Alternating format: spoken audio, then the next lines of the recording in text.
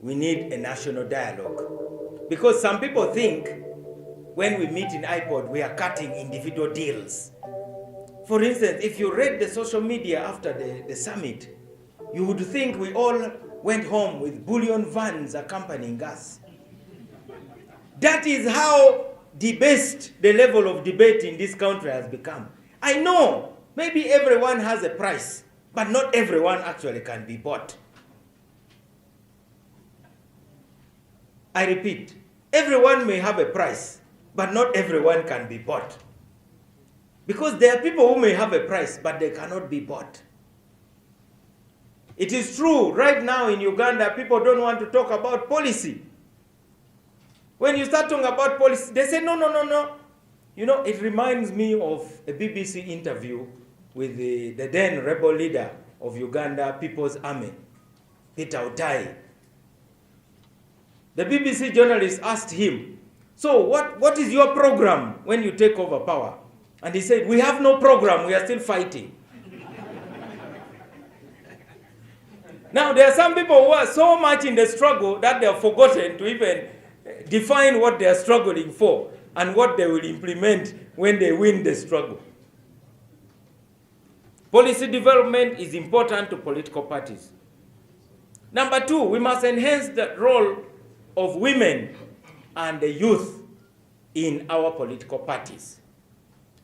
The youth organs and the women's organs in our respective political parties need to be strengthened. Uganda is a very young country. There is no political party that can move forward unless it invests in women and youth. Thirdly, if I ask any political party leader today, how many members do you have? Chances are that you won't have a clear answer. I will be the first to confess that all parties have been struggling with the registration of members. We expect that through the IPOD processes, we shall help political parties each to compile a register of members. These are the reasons why we have disputes during primaries. Because how can you say you have ferried supporters or you have not ferried if there's no evidence of whether you are even a member? The line between supporters and members has been blurred completely. In fact, most parties have been overrun by supporters. It's like banking. The fact that you have an account in a bank does not make you to get invited to a board meeting of the bank, however many billions you have.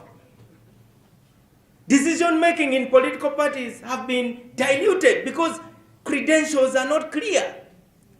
What gives you the right to come to a meeting of a political party to air your views? It is membership, and membership must be based on belief. Even in football, the fans don't run the football clubs. Of course, they can express very strong opinions, which you have to take notice of.